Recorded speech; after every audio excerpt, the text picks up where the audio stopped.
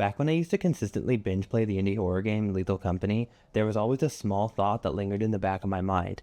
What would life be like if I was actually forced to do this for a living?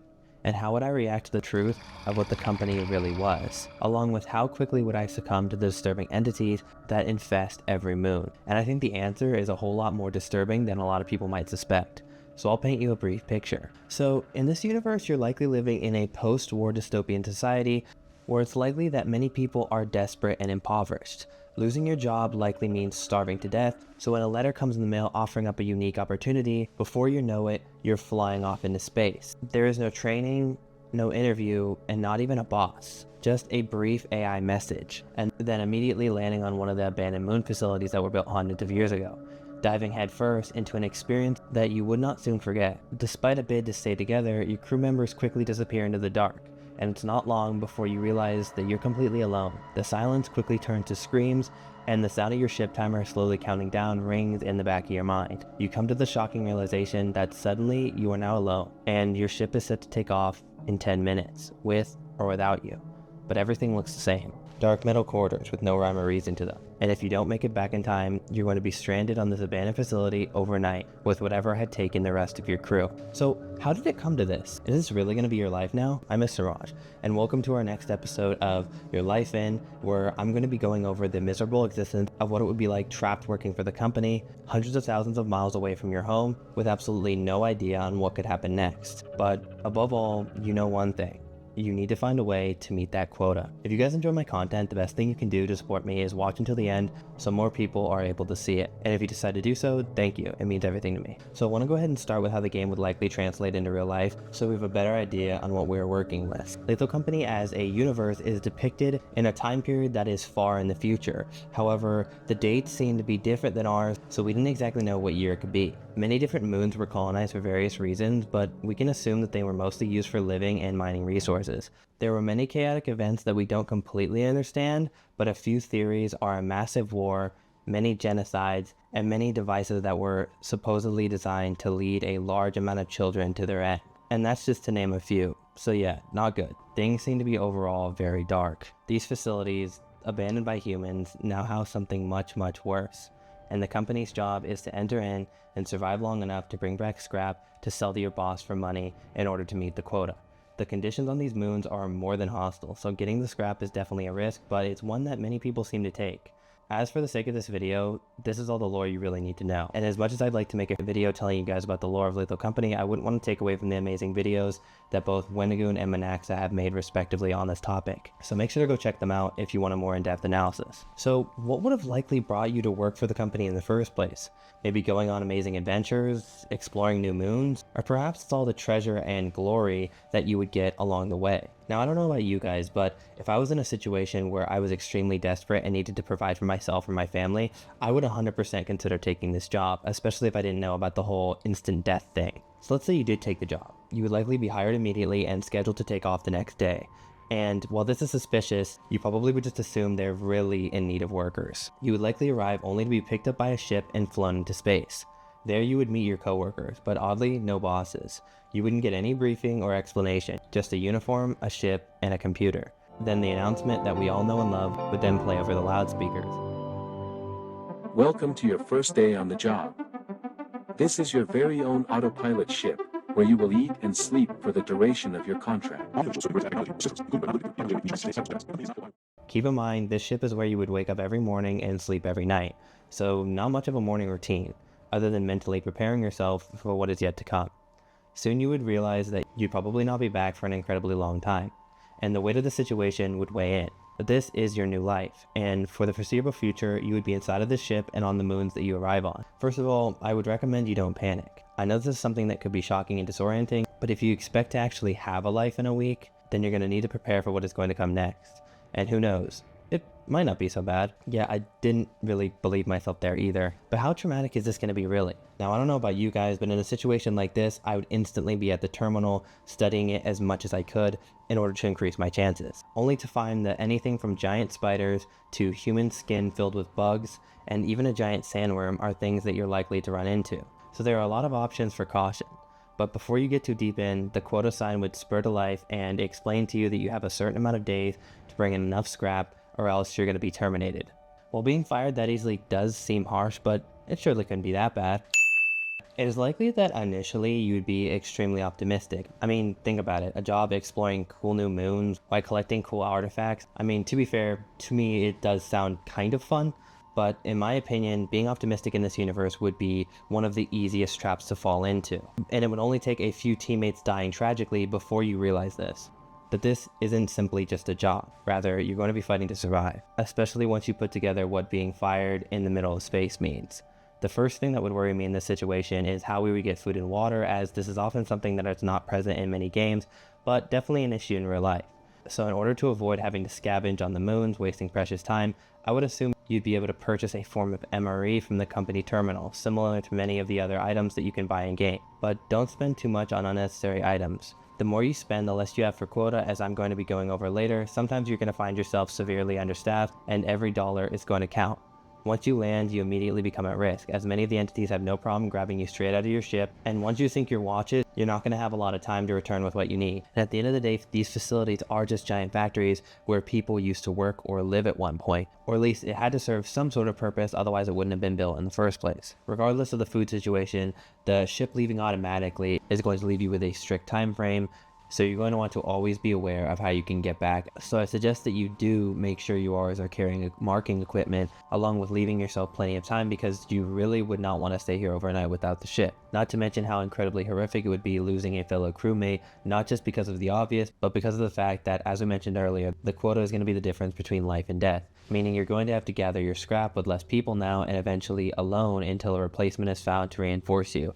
And since the quota goes up consistently, this would eventually become impossible. And if you've ever played Lethal Company solo, you can kind of experience what this is like. Just take a second to picture how it would feel hearing a bracken snap the neck of your entire crew and being left alone, only to 2 seconds later witness a 7-foot-tall irradiated bioweapon appear in front of you, only moving when you blink or look away, kind of similar to SCP-173, unable to do anything but slowly walk backwards and hope nothing comes up behind you. Following the first experience of, losing all your crew, you would likely come back to the ship with a more analytical eye, eventually discovering the Zeekerss logs, which would let you know more about the company as itself and how it's been going on for hundreds of years so far, and you have just fallen into the same trap as everyone else did. Zeekerss logs would expose the absolute hopelessness that comes with working for the company. Anything from hallucinations, insanity, and even memory loss were common even after a couple weeks. And then there was the company building. According to Zeekerss, there is something horribly wrong with that place,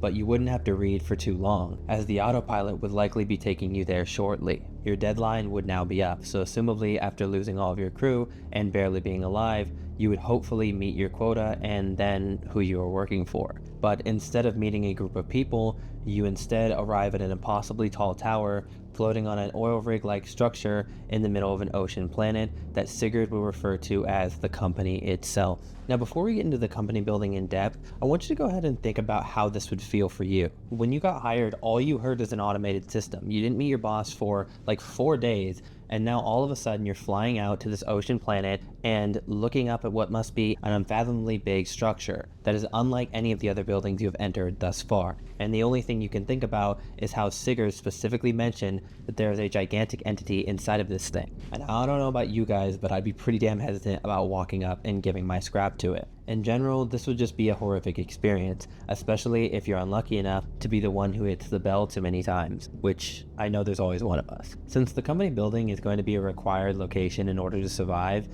it makes me wonder if we should look into more precautions when walking up to it, such as if the bell is one of the only forms of sound that anger it. I'm assuming that to be safe, when approaching the counter, don't make any insanely loud noises such as dropping scrap or walking too loudly, as it doesn't seem very possible to avoid the grasp of this thing.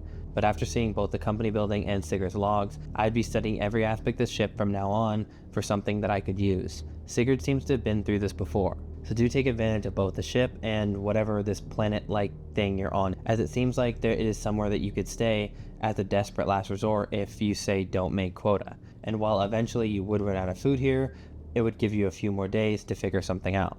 But if you don't plan to do this, it is impossible to ignore that the number is going to keep going up. And if you don't figure something out, you're bound to end up dead before any reinforcements arrive, forcing us towards the more difficult, high-risk, high-reward planets. And for this example, Titan. For those unfamiliar, Titan is going to be one of the harder planets in the game, but the ones that have higher value loot, but at the same time they have more dangerous entities and they cost a certain amount of money to get there. Here you're going to be encountering entities that you might not have before, such as the Butler, Ghost Girl, Nutcracker, Jack-in-the-Box, and the Mask, to name a few, along with the higher possibility of you running into the mansion style of map, which is frankly incredibly difficult as it is darker and way more intimidating. But as I stated earlier, we would inevitably have to come to one of these maps, especially if you lost crew members in previous runs. For those familiar of this type of video, this will also be serving as our vacation section, as the mansion style of map seems to be the closest thing to a form of relaxation in this universe, as it is technically a giant luxurious mansion. So it would be kind of comforting, that is until you realize that your ship leaves in 10 minutes and you're like 6 hallways deep with no way out.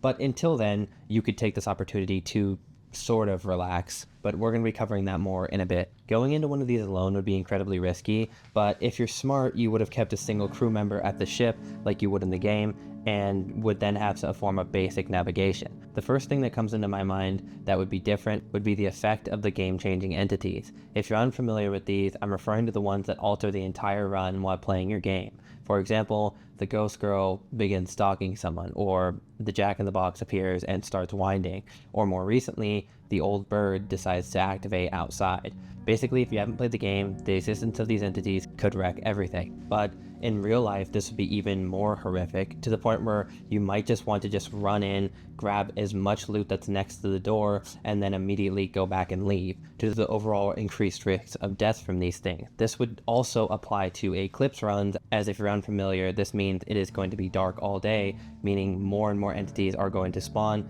right off the bat, taking away the usual grace period at the beginning entirely. But it isn't all bad, as if you are talking about real life, there would be a lot more methods we could use in order to fight back or to keep yourself safe in these situations. Some examples of this would be trapping a dormant Jack-in-the-Box inside of a closet before it starts winding so it never has the chance to see anyone and doesn't activate, or instantly destroying masks so they never have the ability to latch on to anybody. You get the gist. Basically, if you're able to suppress or destroy a majority of the entities in a select mansion, as I would assume that in real life, each different run would be at a different location, so once you take out all of the entities in one spot, it's clear for the foreseeable future. You may be able to have at least a little bit of time to sit back, relax, and get some rest in front of the fireplace. Autopilot activated. Ship is now leaving. Have fun. Wait a second. No, fuck. Now, the topic of what happens if you do find yourself stranded on one of these planets is one that we don't really know too much about, so I'm going to have to do a lot of inferring, as it's not something you ever really see in the game. It just, ends and then you restart. Regardless, I can sort of see why relaxing in any form in this universe may not be a smart option to do. After being left, you would likely spend the first couple days in denial that the ship would be coming back for you one day. However, this is not going to be the case. The company does not care about you whatsoever, because remember, there are technically no people at the company, as it's not really a person in general. But to be honest, I don't even know if that would really even make a big difference. Regardless, the company is simply made up of a giant eldritch being whose only goal is to have as much junk funneled into its mouth as possible, along with one or multiple AI systems, neither of which are capable of guilt, empathy, or anything else that might give you a smidge of a chance of being saved, except for maybe if it thinks the $25 suit you're wearing is too much collateral to go to waste. So in summary, unless one of your crew members manages to make it in time and has a teleporter on board and doesn't just assume that you're already dead, you're going to end up here a long while, if not forever. So don't spend too much time waiting for the ship to come back, as every moment is going to count. My first thought is that lucky for you, you can melt the snow outside, so all you really need to do is find a form of food, which to be honest is where I'm lost. But my best guess would be you might have a chance rifling through the kitchen rooms and eating what is canned or preserved. For those who have seen my videos before, you know what is coming next. So I'm going to go ahead and save the Shining insanity joke and cut right to the chase. You're not going to want to stay in this mansion forever. Whether it takes a ghost girl who is unkillable, finding you and deciding to make you your target, or a close call with the Bracken that eluded your team earlier, these planets just simply are not safe no matter what. And like I said earlier, it is going to be unlikely for a ship to come back to the same facility twice. However, that does not mean that it will not come back to the same planet. So what you could do technically is you could risk going to another one of the facilities on the planet by foot and seeing if there is a crew there that you could hop onto their ship and use it in order to survive. I think it's a pretty good plan, except for the fact that you might want to factor blind dogs into the equation and, tree guardians and the old birds. But we'll hopefully be fine. Now, after looking into some of the bestiary entities in order to figure out a good strategy, starting off with old birds, they're going to be both the easiest and one of the most dangerous, as if they become active for any reason or another, especially grabbing like the apparatus, they're going to most definitely kill you along with everything else on the surface. However, when they are dormant, they don't pose much of a threat at all, and they might as well just be giant statues. However, it could be very beneficial if you were able to use them to clear the way for you and then wait for them to go inactive again. Or if you're really feeling confident, you could somehow attempt to strap yourself to it and use it as a method for finding other facilities due to its ability to frequently hop into the air, then getting off once it eventually shuts down. But let's say, understandably, you don't want to risk the bird method. Well, when it comes to the giants and blind dogs, they tend to differ in opposite ways, as one, for a majority, relies on sound, and the other majority relies on sight. So in order to survive your trip, you're going to need to find a way to stay silent while camouflaging yourself with the environment around you, whether that is using some of the fauna from the surrounding area, or just staying very low to the ground when they are nearby. If you're lucky enough, you could hopefully make it to another facility where you could wait out another ship. Now, so far I have covered both the basic facility and the mansion. However, those who have not played the game in general, or simply for just not a long time, may be unfamiliar. There is actually a third type of location added to the game, and for the sake of this video, I'm going to say that the facility that you would be arriving at would be one of the mineshaft locations. Mineshafts are so much worse for a number of reasons. First of all, their layouts are brutally difficult to navigate, even more so than the mansions, as they are mostly just masses of tunnels, which could be problematic as this next shift may be your last chance to survive another day. But I would assume that this would still have to do with luck, as we don't know exactly when this ship would be arriving and even if it would arrive here. So we're going to have to survive here long enough to wait one out. Also, if it does get here, you may also have to jump one of the crew members and take their place. Now, the biggest threat you'd be facing in these mineshaft facilities would be the existence of the newer entity known as the Man-Eater. In my opinion, this is one of the most horrific entities from start to finish, as when you first find it, it's going to begin crying and latch on to you, basically forcing you to take care of it and soothe it, along with you being unable to take it outside. If any of these are not followed, it will then turn into a giant intelligent abomination that will certainly devour you alive. This thing is already terrifying in the game, but you could probably only imagine how bad it would be in real life. And if not, picture a pitch black mine with an echoing crying in the distance, which for the record is also mimicked by the enraged version to lure you in, so you're never really able to tell. In my opinion, the only way to deal with these things would be to just drop a boulder on it before it gets the chance to roid out and murder you all. Oh, come on, it's not that bad. Oh, thank God someone's here. Okay, all we have to do now is hop on board. You gotta be fucking joking. Since similar to in the game, we wouldn't really be able to stop the number from going up no matter what, and this would then cause you to take more risks and lose more crewmates, it's kind of just like digging a hole deeper and deeper that would end either with you likely being killed by an entity or floating through space. I don't really see a way where you could come out on top in this situation, unless you're able to engineer an extremely effective team or a method to gather large amounts of scrap long enough to outlast your contract and then find some other way to make money. Alternatively, you could just decide to find a way to survive long term on one of the moons, but I'm assuming you would last maybe a few months max if you got lucky with an effective crew. So that was going to be my best guess on how your life in Lethal Company would go. Obviously, I had to do a lot of assuming since it is a game and it's hard to make assumptions based off of that for real life. But if you haven't played Lethal Company, I strongly recommend you check out both the developer's other work and Lethal Company itself, because it is just an amazing game and one of the most unique horror games I've played to date, especially if you're playing it with friends. And it carries a really good balance of both horror and even a couple laughs. If you have watched this far into the video, thank you guys so much for supporting me. It means the world. Well, that was quite an adventure. I'm sad to see you go, but don't worry, this doesn't have to be the last time we see each other. I got another cool video, just for you. Hurry. The video's almost over.